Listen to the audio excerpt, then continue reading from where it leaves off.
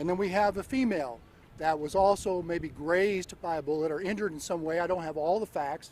That person is expected to be released hopefully today. So 2 will remain in the hospital, which continue to make hopefully a speedy recovery. Again, we need to make sure that we pray for them and also pray for their families. The good news is our suspect is in custody. Timothy Simpkins is in custody. He is currently in the police station at Odd Cribs in Arlington, Texas, and detectives are talking to him at this point in time. He will be charged with aggravated assault with a deadly weapon, 3 counts. I also want to say the good news is that all our students have now been evacuated from the school. We had about 1,700 students here at Timberview High School, and we're glad that they're safe. We're trying to reunite them with their families and ensure that we have victim services. We know that this is a tragedy, a traumatic incident for these high school kids, so we have a tremendous amount of FBI, Arlington Police Department victim services that will hopefully talk with them and help them through this tragic incident. Also, I want you to know that we've increased security with additional police officers at all of our schools in Arlington. Now, all of the schools have been locked out, not locked in, locked out, meaning nobody can get into the schools in Arlington and the Mansfield Independent School District. We are going to immediately release that and make sure that the parents can come in and they can be released. A lockout means that they are free to move within the school itself, so but nobody can enter those schools. This is going to be a long-term continuing investigation and processing the crime scene. So I will tell you again, I'm very proud to be part of this community. The Grand Prairie Police Department, Arlington Police Department, Mansfield Police Department, Mansfield Independent School District, and our federal partners. So it's going to be a long-term criminal investigation, which the Arlington Police Department will be the lead on the criminal side. The FBI is helping us here and will process the crime scene. We have ATF that we do have a weapon that was recovered. It was recovered in the streets in Grand Prairie. Grand Prairie Police Department recovered that. It is going to be turned over to ATF to run ballistics. More to come on that. I also just want to talk a little bit about social media. We've been having a lot of social media comments about threats to our schools from young kids. I want the message to be out there that this is not something to continue. We will investigate you. The federal government will also, our partners will be able to investigate you if you're not living in our city, and we will bring you to successful prosecution. So I'm just pleading with the community out there to try to stop any type of threats that are coming through social media. And I'm going to turn it over to Chief Cesny. Thank you, Kevin. Chief Cesny with Grand Prairie Police. Just a couple of comments I'd like to add and to underscore. Our teams have finished searching the school. We didn't find any additional threats. The suspect is in custody. I really want to underscore a point that Chief Kolbye just made. A lot of our law enforcement resources were being diverted with inaccurate social media threats. I've got a call to action for parents. Take a look at your kids' social media. If they're putting out threats on their schools, they're going to be arrested and they're going to be prosecuted. It's very important that you get involved with your kids' social media. During the entire onset of this event, our teams are being divided away from leads of our suspect location with inaccurate information at schools all over North Texas. So it would be very helpful to us for our parents to take a look at their social media accounts of their kids. Last thing I'll say is the collaborative effort with the Arlington Police Department, the Grand Prairie Police Department, the Marshals, North Texas Fugitive Task Force, and others, Arlington or Mansfield ISD, worked very well together to get the suspect into custody very quickly. I can tell you there is no danger to the public is safe, and the suspect is in custody. As it relates to the weapon mentioned by Chief Kolbye, our officers have transported a weapon they located in the street. We cannot confirm yet that it is the weapon. We believe it may be the weapon. It is being transported to our partners at the Alcohol, Tobacco, and Firearms team to do some analysis to determine if it's the right weapon. Chief Kolbye's team and Chief Jones with Arlington Police is going to run lead on any investigative efforts. Grand Prairie Police Department will be here to support them however we can.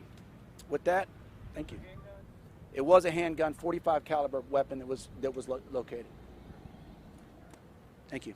Thank you, Chief Cessny. Chief Aaron from the city of Mansfield. Again, I want to echo that I hope what you see here is the response that you're going to get from Texas agencies. We're going to respond appropriately whenever the call comes out, and we're going to respond in unified response. What that means is that you just saw that the Mansfield Police Department's here standing alongside of the Mansfield ISD with Grand Prairie at Arlington. All of our federal partners are here. We brought this to a very quick resolve and without incident. I think it should be noted that everybody responded well and they responded appropriately in this. And I want to thank each and every one of y'all for being here. I also want to thank our viewers for sending us those leads. And again, I would have to echo the same thing in our city. If there is those false allegations that are going on social media, we are not going to tie up resources to those. We are going to prosecute those. We can't tie up resources, especially in an event like this, to track down unsubstantiated leads. So I would ask you to please continue to be involved in your children's lives, just like the chiefs are saying.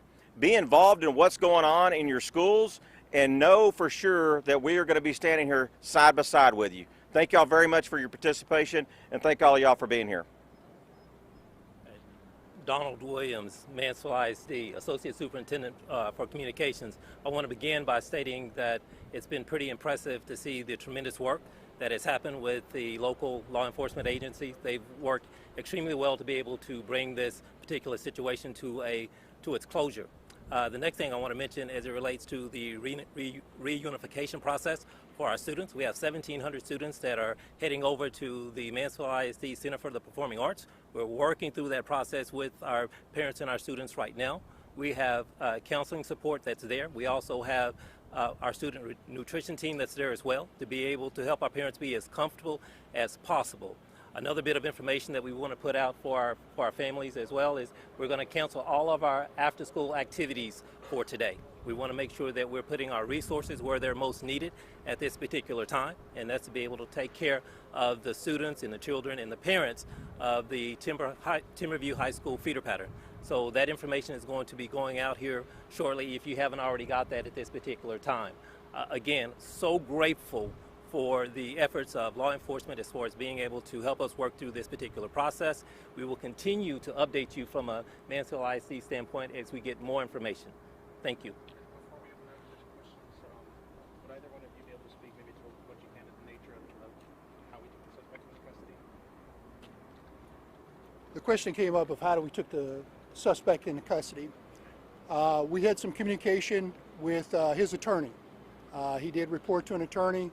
Was talking to our homicide detectives, and he drove him into our police station. We took him into custody just within the past 15 minutes. He turned himself in, is what you're telling us? He turned himself in with an attorney, yes. Guys, we can take a few questions. For Mansfield ISD, does this high school have metal detectors? And also, there's a lot of comments from parents saying that they are not comfortable with the way bullying incidents are handled. Can you just comment on how those incidents are handled? I mean, we don't know if this was tied to that. Yes, what I will say to that is we take the safety and security of our students and our faculty and staff seriously. And to your specific question as it relates to metal detectors, no ma'am, we do not have those in place, but the entire situation will be assessed and evaluated. And for us as a district, we're always looking at ways in which we can improve and get better in looking at that. But from the standpoint, we have law enforcement officers on every single one of our campuses. I think that's important for the community to know, and that's been something that's been a tremendous benefit for us as a school district. Once this particular incident occurred, the response time for our law enforcement officer that was there, present, and on the campus itself was pretty swift from that standpoint. So that's where we're at. We do not have metal detectors, but we do have law enforcement officers on every single one of our campuses. So what is the plan to make sure nothing like this happens again? What I spoke to earlier, we're going to reassess and evaluate the situation itself to look and see, did we have any gaps as it relates to what transpired, in looking at getting better. So that's where we're going to move as far as evaluating what transpired, what took place, and move forward from there. Are metal detectors in the future or a bag policy on the table? Well, what I can say as it relates to metal detectors, about 3.5 years ago, we created a safety committee in which that was comprised of parents, students, community members, teachers, faculty, and staff. And the number one recommendation that came out of that particular task force was they wanted to have law enforcement officers on every campus. So that's where we moved at that particular point in time. Where we're at today is the fact that we're going to assess and evaluate every aspect of what transpired and then make recommendations as far as how we're going to move forward. The students involved in the fight in the video and the suspect, can you confirm, are they currently enrolled? Were fully enrolled, or were they? Yes, they were enrolled in Timberview High School. That's correct. In the video, there's a kid with a white shirt. Is that the suspect? Can you confirm that for us? I can't speak to that. Chief, because that video's been out that we want to confirm that it's him and that he's the suspect wearing a white shirt. I've seen the video, and I cannot confirm that at this point in time because I don't know which one was who. So I'm sorry. The parents mentioned that the fight actually took place yesterday. Is this something that you guys knew about? You want to comment on that? Do you do? I don't have any information on that right now. So. It speaks to, however, what you said earlier today, Chief, about what that video showcased. There was an act of bullying, there was fighting in that classroom, and subsequent or post that, a weapon was presented and used in that classroom in that school. So our understanding is, and to your knowledge based on the investigation, is all this started from two kids fighting each other based on bullying, and he brought that gun in because of that. You know, that's something that hopefully that we'll find out during our investigation. But I want to kind of go back to Mansfield Independent School District Police. They did a really good job. They have 2 police officers here. And when the police officers heard over the radio that there was a teacher that was in distress, the police officers immediately went to that classroom. And I can tell you that one police officer heard the shots as he was going up there. So I can tell you that they were on scene, quickly responded to this incident, and trying to render aid to those that were injured. And just to be clear, that video, was that from today? Do we know? I mean, is it possible that could have been yesterday or the day before? Or are we 100% sure that video is from today? I'm not 100% sure. All I know is I saw that video, and that's what was presented to me. So. Where was the gun when the fight broke out? Did the student have it, or did he have it hidden somewhere? Or was there a lag time after the fight and the time the gun showed up? I don't have that information. Sorry. And do you know how long it took the officers to get there? You mentioned it was swift. You said it was quick, but do you have a precise time? I'm told that the officers responded to a distress call over the radio prior to a shooting, as I'm being told that the officers, when they responded in the area, they heard shots fired. And so what my understanding is the response by Mansfield Independent School District, it was within minutes.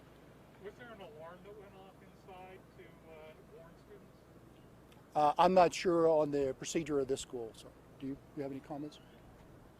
We don't have that information. Can you talk about the disciplinary action to students that are involved in a fight? You know, does it take a day, 2 days to get them suspended, or what happens? We're going to continue to investigate this particular situation, and the students that are involved will be dealt with in accordance to our student code of conduct, and that's the way that whole process is handled from that standpoint. They've already referenced, as it relates to the student that was actually involved in the shooting itself, the individual has been apprehended and is currently in custody. But what are some of the things that students that are involved in fights can face? What are some of the It just depends on the nature of what the situation is. But I can assure you that for us within Mansfield ISD, we will deal with students based on what transpired, and they will be dealt with based on the student code of conduct. Have you had any other incidents where a gun was found in the school within the last couple of years? And if so, what did you do about it to change protocols? I would have to dig into that a little bit more as it relates to that particular specific question, and we can definitely get back with you as it relates to that particular question. Do you have any information that you can confirm that there were students who had, quote, warned of this escalation between these two individuals and that a weapon was brought to this school? I do not have that information at this particular point in time, but I can assure you that we're doing a thorough, intensive investigation as it relates to what transpired and what happened. What we've done, and I shared it earlier, is the fact that we've canceled all of our after-school activities at this particular time. We're in the middle of this being a very fluid process. We're in the middle of it. We're trying to get all 1,700 of our students home as it relates to with their parents. So it's a process that we're continuing to assess and evaluate today, and we'll put out additional communication as we know more information. Chancellor, you just, both chiefs have actually on the proximity of where this gun was found. It's sort of in the Grand Prairie, Mansfield, Arlington area. You said it was found in Grand Prairie, but where in proximity to? Within a couple miles of here. Within 2 miles? Yes. The major thoroughfare just in the middle of the street? It was on England Parkway. England Parkway.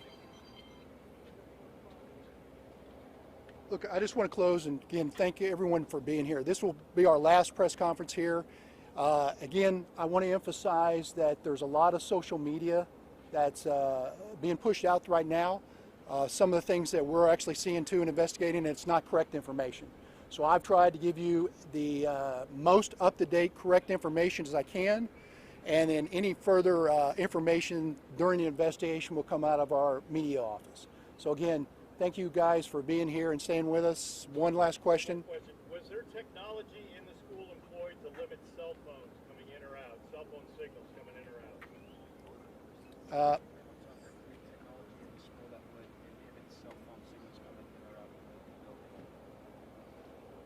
Ask that question again. Was there technology used at the school to stop cell phone signals coming in and out during the event? No, sir. There was not? Nope.